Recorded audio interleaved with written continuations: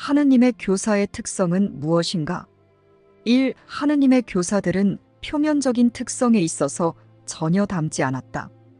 그들은 몸의 눈이 보기에 전혀 닮지 않았으며 출신 성분도 굉장히 다르고 세상에 대한 경험도 아주 다양하며 피상적인 성격도 뚜렷이 구별된다.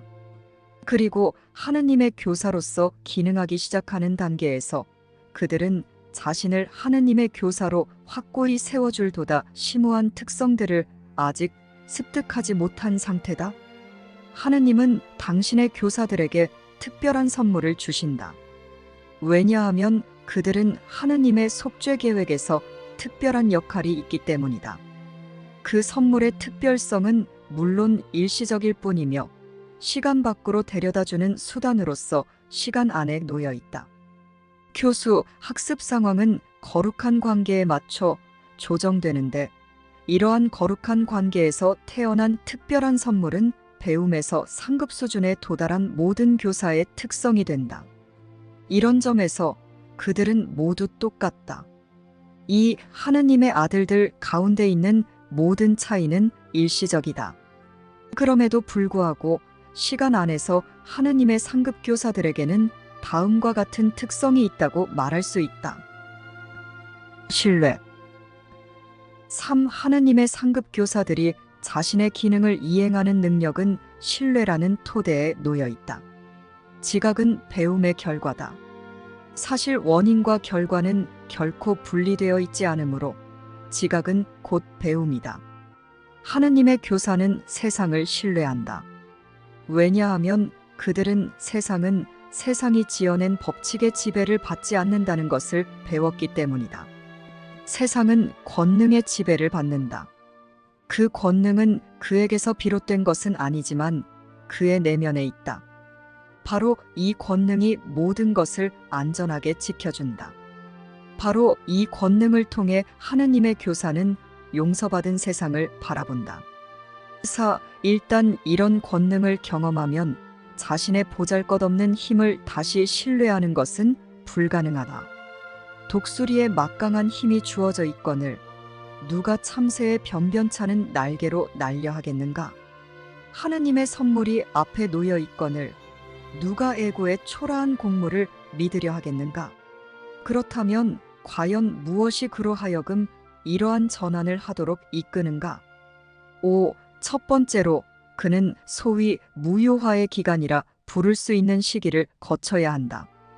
이것은 고통스러울 필요는 없지만 보통 그렇게 경험된다. 그는 마치 무언가를 빼앗기는 것처럼 보인다. 실제로는 그것의 가치 없음이 인식되는 것에 불과하지만 처음에는 그렇다는 것을 좀처럼 이해하지 못한다.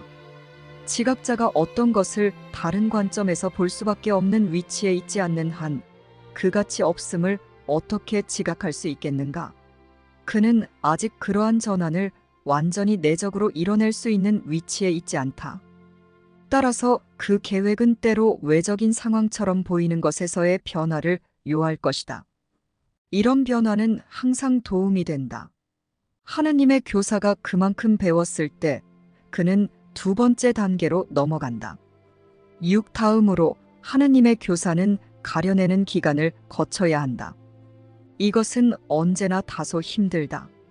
그는 자신의 삶에서 변화가 항상 도움이 된다는 것을 배웠기에 이제 모든 결정을 내릴 때 그것이 그러한 도움됨을 증진하는지 아니면 방해하는지의 근거에서 내려야 하기 때문이다. 그는 전에 가치 있게 여긴 것 중에 대부분은 아닐지라도 상당수가 자신이 배운 것을 새로 발생하는 상황에 전이하는 능력을 방해할 뿐임을 깨달을 것이다. 그는 실제로는 가치 없는 것들을 가치 있게 여겼고 그런 까닭에 상실과 희생에 대한 두려움으로 그 레슨을 일반화하지 않을 것이다. 모든 사물, 모든 사건, 모든 뜻밖의 조우 그리고 모든 상황이 도움이 된다는 것을 이해하려면 아주 많이 배워야 한다. 이 환상의 세상에서 그것들에 어느 정도라도 실제성이 부여되어야 한다면 그것들이 도움이 되는 정도까지만 그래야 한다. 가치라는 단어는 다른 어떤 것에도 적용될 수 없다. 7. 하느님의 교사가 거쳐야 할 세 번째 단계는 포기의 기간이라고 부를 수 있다. 이것을 바람직한 것을 포기하는 것으로 해석한다면 이 단계는 엄청난 갈등을 발생시킬 것이다. 극소수의 하느님의 교사만이 이런 어려움에서 완전히 벗어난다. 하지만 가치 없는 것에서 가치 있는 것을 가려내는 것은 그 다음에 오는 이 명백한 단계를 밟지 않는 한무의미하다. 두 번째 단계가 완성될 때까지 세 번째 단계가 시작되는 경우는 아주 드물다. 그러므로 이 겹치는 기간은 하느님의 교사가 진리를 위해 자신의 최선의 이익을 희생하라는 요구를 받는 것처럼 느끼는 기간이기 쉽다. 그는 아직 그런 요구가 얼마나 말도 안 되게 불가능한지 깨닫지 못했다. 그는 가치 없는 것을 실제로 포기할 때만 이것을 배울 수 있다. 이것을 통해 그는 큰 슬픔을 예상했던 곳에서 그 대신에 홀가분한 행복 하나를 발견한다. 그리고 자신에게 무언가를 요구한다고 생각했던 곳에서 선물 하나가 주어져 있음을 발견한다. 8. 이제 자리 잡는 기간이 온다. 이것은 하느님의 교사가 적당한 평화 속에서 잠시 안식하는 조용한 시간이다. 이제 그는 자신의 배움을 통합한다. 이제 그는 그동안 배운 것의 전이 가치를 깨닫기 시작한다. 그것의 잠재력은 문자 그대로 깜짝 놀랄 만하며 이제 하느님의 교사는 자신의 발전 과정에서 길 전체를 내다볼 수 있는 지점에 있다. 내가 원하지 않는 것은 포기하고 원하는 것은 간직하라. 당연한 것은 얼마나 단순한지, 그리고 얼마나 행하기 쉬운지. 하느님의 교사에게는 이렇게 한숨 돌리는 기간이 필요하다. 그는 아직 스스로 생각하는 것만큼 멀리 오지 않았다. 하지만 계속 갈 준비가 되었을 때 그는 막강한 동반자들을 곁에 두고 간다. 이제 그는 잠시 안식하면서 계속 나아가기 전에 그들을 불러 모은다. 여기서부터 그는 홀로 가지 않을 것이다. 9. 다음 단계는 정령 동요의 기간이다. 이제 하느님의 교사는 자신이 무엇이 가치 있고 무엇이 가치 없는지 실제로 몰랐음을 이해해야 한다. 이제까지 그가 실제로 배운 것이라고는 자신이 가치 없는 것은 원하지 않았고 가치 있는 것은 정녕 원했다는 것이 전부다. 하지만 그 차이를 배우는 데 있어서 스스로 가려내는 작업은 쓸모가 없었다. 그의 사고체계에서 너무나 중요한 희생이라는 아이디어는 그가 판단할 수 없게 만들었다. 그는 용의를 배웠다고 생각했지만 이제 그 용의의 목적이 무엇인지 알지 못한다는 것을 깨닫는다. 이제 그는 길고 긴 시간 동안 도달하기가 불가능할 수도 있는 상태에 도달해야 한다. 그는 모든 상황에서 모든 판단을 내려놓고 그가 정말로 원하는 것만을 요청하는 법을 배워야 한다. 이런 방향으로 가는 각각의 단계가 아주 철저하게 강화되지 않았다면 이것은 정녕 어려울 것이다. 10. 그리고 마침내 성취의 기간이 온다. 바로 이 기간에 배움이 통합된다. 이제 전에는 그저 그림자로 보였던 것이 평온한 때뿐만 아니라 모든 위기 상황에서도 의지할 수 있는 확고한 성취물이 된다. 사실 평온함은 그러한 성취물, 즉 정직한 배움, 사고의 일관성, 충분한 전이의 결과다. 이것이 바로 진정한 평화의 단계다. 바로 여기에 천국의 상태가 충만하게 반영되어 있기 때문이다. 여기서부터 천국으로 가는 길은 탁 트이고 평탄한 길이다. 사실 천국은 여기에 있다. 마음의 평화가 이미 완전하다면 그 누가 어딘들 가려 하겠는가? 그리고 그 누가 평온함을 무언가 더 바람직한 것으로 바꾸려 하겠는가? 과연 무엇이 이보다 더 바람직할 수 있겠는가? 정직함. 11. 하느님의 교사의 다른 모든 특성은 신뢰에 근거한다. 일단 신뢰를 성취하면 다른 것은 뒤따르지 않을 수 없다. 오로지 신뢰하는 자만이 정직할 수 있다. 오로지 신뢰하는 자만이 정직함의 가치를 볼 수 있기 때문이다. 정직함은 내가 하는 말에만 적용되는 것이 아니다. 이 용어는 실제로 일관성을 의미한다. 내가 하는 말 중에 너의 생각이나 행동과 모순되는 것은 전혀 없다. 다른 생각과 상반되는 생각도 전혀 없다. 내가 하는 말과 어긋나는 행위도 전혀 없다. 다른 말과 일치하지 않는 말도 전혀 없다. 이러한 자가 참으로 정직한 자다.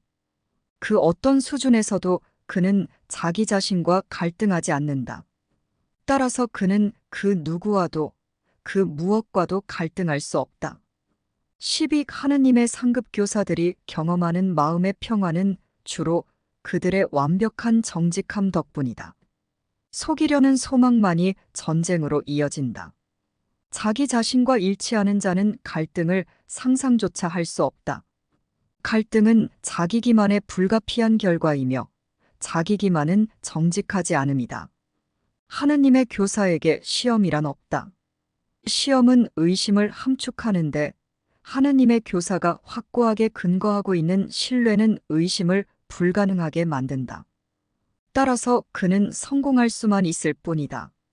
모든 것에서 그런 것처럼 그는 이 점에 있어서도 정직하다. 그가 오로지 성공할 수만 있는 이유는 그는 결코 자신의 뜻을 홀로 행하지 않기 때문이다.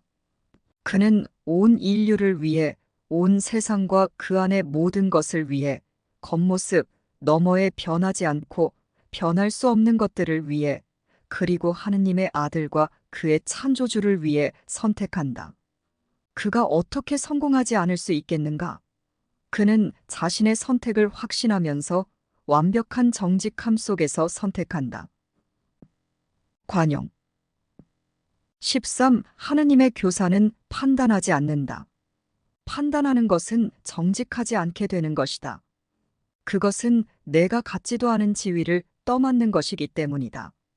자기 기만 없는 판단은 불가능하다. 판단은 내가 형제들을 잘못 보았음을 의미한다. 그렇다면 내가 어떻게 너 자신을 잘못 보지 않았을 수 있겠는가?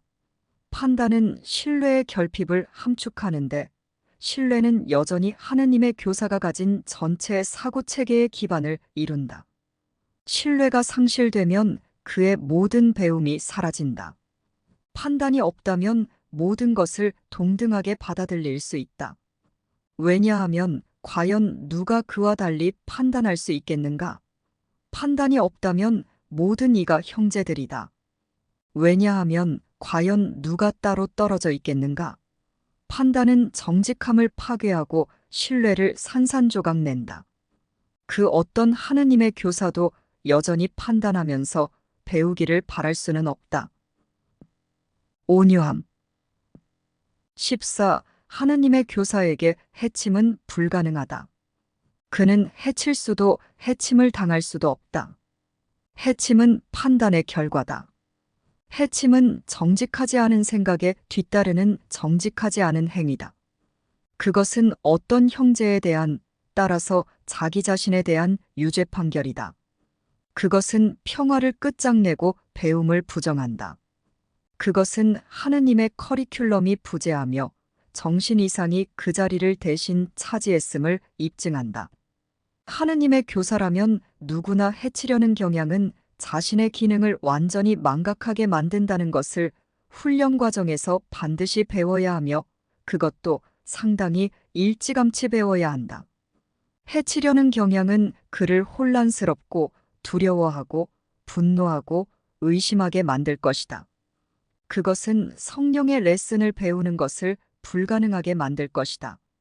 그리고 해침을 통해 이룰 수 있는 것은 실제로 아무것도 없음을 깨달은 자들 외에는 그 누구도 하느님의 교사의 말을 들으려고 하지도 않을 것이다.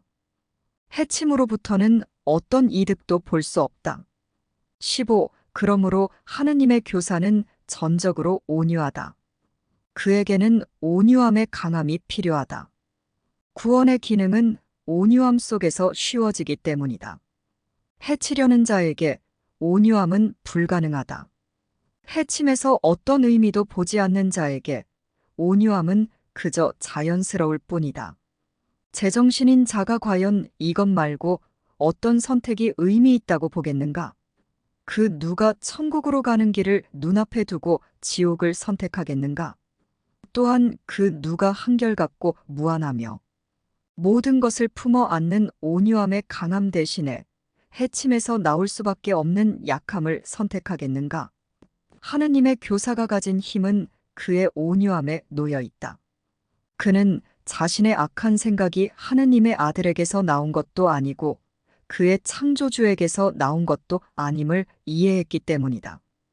이와 같이 그는 자신의 생각을 자신의 근원인 하느님과 결합하였다. 따라서 언제나 하느님의 것이었던 그의 뜻은 자유로이 그 자체가 된다. 기쁨. 16. 기쁨은 온유함의 불가피한 결과다. 온유함은 이제 두려움이 불가능함을 의미한다. 과연 무엇이 와서 기쁨을 방해할 수 있겠는가? 온유함에 활짝 벌린 두 손은 항상 가득 차 있다. 온유한 자에게는 고통이 없다. 그는 괴로워할 수 없다. 그가 왜 기뻐하지 않겠는가? 그는 자신이 사랑받고 있으며 안전하다는 것을 확신한다. 공격에 슬픔이 뒤따르는 것만큼이나 확실하게 온유함에는 기쁨이 따라온다. 하느님의 교사는 하느님을 신뢰한다. 그는 하느님의 교사가 자신 앞에 걸어가면서 어떠한 해침도 일어날 수 없게 한다는 것을 확신한다. 하느님의 음성이 모든 일에서 하느님의 교사를 인도하므로 그는 그 교사의 선물을 들고 그의 길을 따라간다. 기쁨은 그가 부르는 감사의 노래다. 그리스도 또한 감사하며 그를 내려다본다. 그가 그리스도를 필요로 하는 것만큼이나 그리스도 또한 그를 크게 필요로 한다. 구원이라는 목적을 공유하는 것이야말로 얼마나 기쁜 일인지. 무방어. 17. 하느님의 교사는 단순해지는 법을 배웠다. 그에게는 진리에 맞서 방어할 필요가 있는 어떤 꿈도 없다. 그는 자기 자신을 만들려고 시도하지 않는다. 그의 기쁨은 누가 자신을 창조했는지 이해하는 데서 온다. 하느님의 피조물이 과연 방어를 필요로 하겠는가? 방어 수단이란 단지 미친 환상의 어리석은 수호자일 뿐임을 완전히 이해하기 전에는 아무도 하느님의 상급교사가 될 수 없다. 꿈이 더 괴상해질수록 꿈의 방어 수단은 점점 더 맹렬하고 강력해 보인다. 하지만 하느님의 교사가 마침내 그 방어 수단을 간과하겠다고 동의할 때 그는 거기에 아무것도 없었음을 발견한다. 처음에 그는 속임수에서 천천히 벗어난다. 그러나 신뢰가 커지면서 점점 더 빨리 배운다. 방어 수단을 내려놓을 때 오는 것은 위험이 아니다. 그것은 안전이다. 그것은 평화다. 그것은 기쁨이다. 그리고 그것은 하느님이다. 아낌없이 주기. 18. 아낌없이 주기라는 용어는 하느님의 교사에게 특별한 의미가 있다. 그것은 이 단어의 일반적인 의미가 아니며 사실 아주 주의 깊게 배워야 하는 의미이다. 하느님의 교사의 다른 모든 특성들처럼 아낌없이 주기 또한 궁극적으로 신뢰에 근거한다. 신뢰가 없다면 그 누구도 진정한 의미에서 아낌없이 줄 수 없기 때문이다. 세상에게 아낌없이 주기는 포기하기라는 의미에서 주어버리기를 의미한다. 하느님의 교사에게 그것은 간직하기 위해 주어버리기를 의미한다. 이에 대해서는 텍스트와 워크북을 통해 줄곧 강조해왔지만 아마도 이 아이디어는 우리 커리큘럼의 다른 많은 아이디어들보다도 더 세상의 사고방식과 동떨어져 있을 것이다. 이 아이디어가 그렇게나 이상해 보이는 이유는 단지 그것이 세상의 사고방식을 명백히 뒤집기 때문이다. 가능한 가장 분명한 방식으로 가장 단순한 수준에서 이 말은 하느님의 교사와 세상에게 정확히 반대의 것을 의미한다. 19. 하느님의 교사는 자기 이익 때문에 아낌없이 준다. 하지만 여기서 자기는 세상이 말하는 자기를 일컫지 않는다. 하느님의 교사는 그가 주어버릴 수 없는 것은 아무것도 원하지 않는다. 그것은 정의상 그에게 가치가 없는 것임을 깨닫기 때문이다. 그가 과연 무엇 때문에 그것을 원하겠는가? 그는 그로 인해 잃을 수만 있을 뿐이다. 그는 얻을 수 없을 것이다. 따라서 그는 자신만이 간직할 수 있는 것은 구하지 않는다. 왜냐하면 그것은 상실에 대한 보증서이기 때문이다. 그는 고통받기를 원하지 않는다. 그가 왜 굳이 자기 자신에게 고통을 보장해 주어야 하겠는가?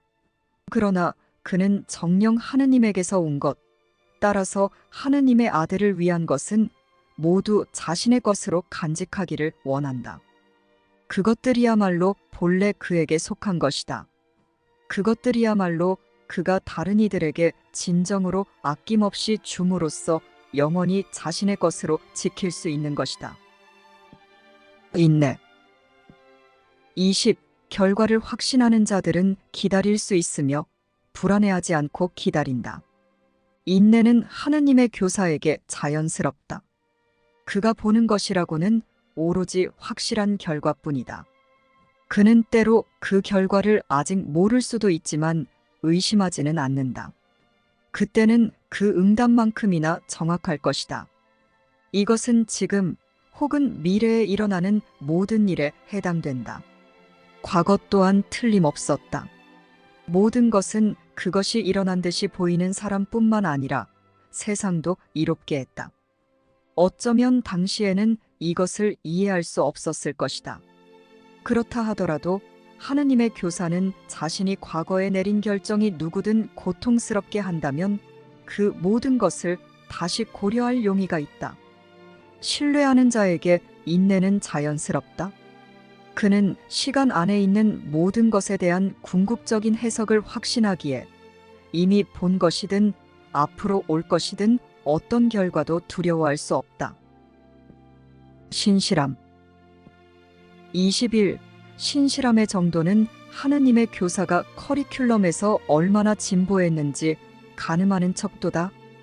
그는 여전히 삶의 다른 측면들은 따로 떼어둔 채 몇몇 측면들만 골라서 배움으로 가져가는가? 그렇다면 그의 진보는 제한되고 신뢰는 아직 확고하게 자리 잡지 않은 것이다. 하느님의 교사에게 신실함이란 하느님의 말씀이 단지 몇 가지가 아니라 모든 것을 바로잡을 것임을 신뢰하는 것이다. 일반적으로 그의 신실함은 단지 몇몇 문제들에만 근거해서 시작되어 당분간은 조심스럽게 제한된 상태로 남아있게 된다. 모든 문제를 유일한 응답에 맡기는 것은 세상의 사고방식을 완전히 뒤집는 것이다. 오로지 그것만이 신실함이다. 다른 무엇도 아닌 오로지 그것만이 진정으로 신실함이라는 이름으로 불릴 만한 자격이 있다. 하지만 아무리 작더라도 각각의 단계는 성취할 만한 가치가 있다. 텍스트에서 언급하듯이 준비되어 있음은 통딸이 아니다. 22. 그러나 진정한 신실함은 벗어남이 없다. 신실함은 일관되기에 완전히 정직하다. 신실함은 흔들림이 없기에 신뢰로 가득 차 있다. 신실함은 두려움 없음에 근거하기에 온유하다. 확신하기에 기뻐하며 굳게 믿기에 인내한다. 무방어가 자연스럽게 신실함을 뒤따르며 기쁨은 신실함의 상태다. 그렇다면 신실함은 하느님의 교사가 가진 다른 속성들을 그 자체 안에 결합하는 것이다. 신실함은 하느님의 말씀과 당신의 아들에 대한 하느님의 정의를 받아들이는 것을 의미한다. 바로 이 두 가지 것의 진정한 의미에서의 신실함이 기울여져야 한다. 신실함은 그것들 쪽으로 눈을 돌려 그것들을 발견할 때까지 추구한다. 일단 발견하면 신실함은 모든 신실함을 받아 마땅한 바로 그것만을 조용히 확신하며 쉰다. 열린 마음. 23. 하느님의 교사가 대체로 마지막에 습득하는 속성인 열린 마음이 왜 그렇게 중요한지는 그것과 용서와의 관계를 인식한다면 쉽게 이해할 수 있다. 열린 마음은 판단 없음에 뒤따른다.